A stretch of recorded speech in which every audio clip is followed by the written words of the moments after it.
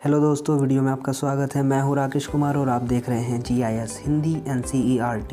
दोस्तों, आज हम हल करने वाले हैं कक्षा 7 के गणित विषय की प्रश्नावली 10.1 के तीसरे सवाल को। तो दोस्तों, चलिए वीडियो को शुरू करते हैं। ये देखिए, ये क्वेश्चन नंबर 3, इसको ध्यान से समझते हैं पहले। मान लीजिए L एक रेखा है और P एक बिंदु है जो L पर स्थित नहीं है। P से होकर L के समांतर एक रेखा में M खींचनी है। अब P को L के किसी बिंदु Q से जोड़िए। M पर कोई अन्य बिंदु R चुनिए। ठीक है, R से होकर PQ के समांतर एक रेखा खींचिए। मान लीजिए यह रेखा L से बिंदु S पर मिलती है। समांतर रेखाओं के इन दोनों युग्मों से क्या आकृति बनती है, हमें बताना है कि आकृति क्या बन के आ रही है। ये सारी चीज़ करने के बाद अगर आपको नहीं समझ में आया कि ये यहाँ पे जो लिखा है ये वास्तव में है क्या, तो मैं आपको इसको समझा देता हूँ, ध्यान से समझना। ठीक है दोस्तों, इस क्वेश्चन में कहा गया है कि आपके पास एक रेखा है जो कि है L, ठीक, और एक बिंदु है जो L पर स्थित नहीं है। मान लो बिंदु यहाँ पर स्थित है, उसका नाम है P। ठीक, ये दिया हुआ है हमें और कहा है कि L के समांतर एक रेखा यहाँ से हमें खींचनी है जो बिंदु P से होकर के जाए ऐसे, और इस रेखा का नाम हमें M देना है। अब वो रेखा तो हम तभी खींच पाएंगे जब हम इस बिंदु P को यहाँ पर किसी बिंदु से मिलाएंगे। और क्वेश्चन में दे भी रखा है कि इस P को L पर स्थित किसी बिंदु Q से मिलाना है, इस तरीके से। तो हमने मिला दिया। अब हम यहाँ पे चाप वगैरह लगाने के बाद यहाँ से एक रेखा खींच देंगे जो कि P से होकर के जाएगी। इसका नाम हमें देना है M, क्वेश्चन में कहा गया है। ये एक सीधी रेखा है। अभी हम रफली काम कर रहे हैं, फिर हम इसको प्रकार से बना के भी देखेंगे। ठीक है, फिर इसके बाद कहा गया है इस M रेखा पर, यहाँ पर आपको कोई बिंदु ले लेना है R। इस R से होकर के इस PQ रेखा के समांतर एक रेखा आपको यहाँ पे और खींचनी है। तो यहाँ पे हम एक रेखा और खींच देते हैं इस तरीके से, और ये जो रेखा यहाँ पे मिलेगी L पर, वो मिलेगी S बिंदु पर। तो ये हमें काम करना है और फिर हमें बताना है कि जो अब ये आकृति हमारे पास आई है, ये आकृति क्या है। ठीक है, तो ये काम हमें करना है। ये मैंने अभी आपको रफली बताया है। अब हम इसको प्रकार और रूलर की सहायता से करके देखेंगे।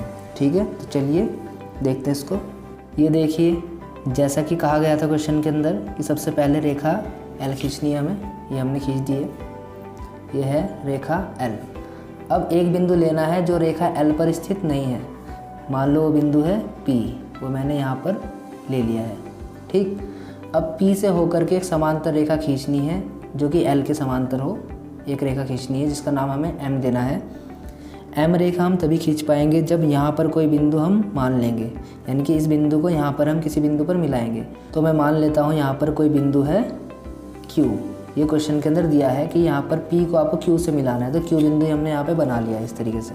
अब इनको मिलाते हैं। इनको मिलाने के बाद अब हमें क्या करना है, बिंदु Q को केंद्र मानकर एक चाप लगाना है।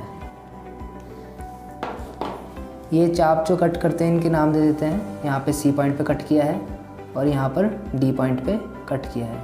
ठीक, अब यही दूरी लेकर प्रकार के अंदर हमें P को केंद्र मानकर एक चाप लगाना है, ऐसे ही ये लगा दिया। ठीक है, अब चूंकि हमें L के समांतर एक रेखा खींचनी है, तो यहाँ पर जो कोण है C और D, ये दूरी भरो आप पहले। C और D की दूरी भर के प्रकार के अंदर इतने ही कोण पर यहाँ से एक लाइन ऐसे सीधी जानी चाहिए जैसे ये जा रही है। तो आपको ये दूरी भरनी है, भर ली है। इस दूरी को भर के आपको यहाँ पर इस पॉइंट पे रख के चाप लगा देना है, ऐसे करके। ठीक है, आप इस पॉइंट को मान सकते हो, इसका E नाम दे दो, और ये जो पॉइंट कट किया है इसका नाम F दे दो, ऐसे करके। ठीक है, अब आपको क्या करना है, F और P को मिला देना है। इसको मिला देते हैं आप। इस प्रकार जो हमारे पास अब नई रेखा बन के आई है यहाँ पर, इस रेखा का नाम है स्मॉल m। ये क्वेश्चन में दिया गया है कि जो रेखा में प्राप्त हुई है उसका क्या नाम है, M। तो M हमने नाम इसका दे दिया है। ठीक है, अब देखिए हमें क्या करना है। अब ये रेखा तो हमने बना दी है, एक काम तो हमने कर दिया है। दूसरा काम हमें ये करना है कि इस M रेखा पर कोई बिंदु आप R मान लीजिए। ये मैं यहाँ पे R मान लेता हूँ। ठीक है, अब इस आर बिंदु से इस पी क्यू के समांतर एक रेखा आपको खींचनी है, बिल्कुल जैसे पी क्यू जा रही है ऐसे ही आर से एक आपको रेखा खींचनी है जो कि पी क्यू के समांतर हो। ठीक है, तो ये रेखा खींचने के लिए आपको क्या करना पड़ेगा, आपको यहाँ पे एक आर्क लगाना पड़ेगा, पहले तो चाप लगाना पड़ेगा।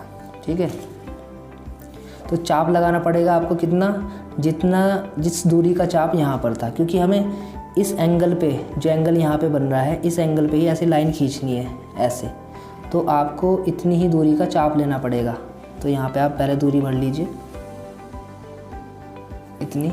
ठीक है, इस दूरी पे आपको यहाँ पे भी एक चाप लगाना पड़ेगा ऐसे, तो ये चाप लगाइए, पहले चाप लगा दिया हमने। अब चाप जो हमने लगा दिया, अब हमें देखना है कि किस कोण पे हमें वो लाइन खींचनी है कि बिल्कुल इसके समांतर आए। तो वो कोण अगर आपको देखना है तो आप यहाँ से देख सकते हो, या तो आप यहाँ से देख लीजिए CD दूरी लेकर के, या आप EF दूरी से देख सकते हैं ऐसे। ये दोनों दूरी बराबर ही हैं। ठीक है, दोनों समान दूरी के हैं, तो आप दोनों किसी के, ये भी देखो कोण है, एंगल है ये, और ये भी एंगल है, इन दोनों में से कोई भी आप सेलेक्ट करेंगे, दोनों एक ही है। तो इतनी दूरी लेके आपको चाप लगाना है। अब आप कहाँ से चाप लगाओगे ये आपको ध्यान रखना है, आपको यहाँ पे रख के चाप लगाना है, इस पॉइंट पे।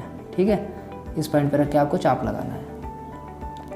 तो आप यहाँ पे रख के एक चाप लगा दीजिए, ये लग गया। ठीक, अब आपको क्या करना है, इस पॉइंट को आपको R से मिला देना है, इस तरीके से मिला दीजिए और लाइन खींच दीजिए ऐसे। तो देखिए जैसे ये लाइन आ रही है ऐसे ये लाइन आ गई। और क्वेश्चन में ये भी कहा है कि जो ये R से आप एक लाइन खींच रहे हो, रेखा खींच रहे हो PQ के समांतर, ये लाइन इस L रेखा पर S बिंदु पर मिलेगी। कहाँ पे मिलेगी ये? S बिंदु पर। ठीक है, तो ये काम हो गया। बस इतना ही काम आपको इस क्वेश्चन के अंदर करना था। और इसी के साथ साथ हमें बताना है कि जो हमारे पास ये आकृति आ रही है ये किस प्रकार की आकृति है। जैसा कि आप देख सकते हो इसका नाम है RSQP। ये आकृति जो हमारे पास आई है ये एक चतुर्भुजाकार आकृति है ना, चतुर्भुज है ये एक, जिसका नाम है RSQP या PRSQ, कुछ भी नाम आप दे सकते हो इसको। तो ये काम हमें करना था। इसी के साथ साथ अब हम इसकी रचना भी करेंगे कि ये किस तरीके से हमने बनाया है, ये हमें बताना है। ठीक है, तो देखते हैं इसकी रचना भी। अब देखते हैं इसकी रचना। ये देखिए, सबसे पहले हमने क्या किया था क्वेश्चन के अंदर, एक रेखा L लीजिए तथा इसके बाहर एक बिंदु P लीजिए। तो हमने ये काम किया था, सबसे पहले एक रेखा L ली थी और इसके बाहर एक बिंदु P लिया था हमने ये वाला। ठीक, इसके बाद हमने क्या काम किया था, दूसरा पॉइंट, रेखा L पर कोई बिंदु Q लीजिए। फिर रेखा L पर, ये रेखा L है, इस पर हमने कोई बिंदु Q लिया था, यहाँ पर देखो, है ना।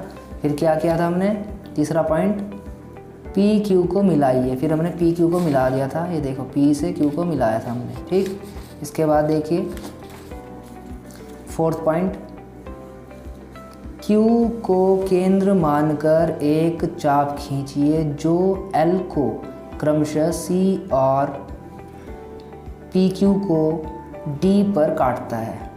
हमने क्या किया था, Q को केंद्र मानकर एक हमने चाप खींचा था जो L रेखा को तो C पर काटता है और PQ रेखा को D पर काटता है। ये हमने काम किया था।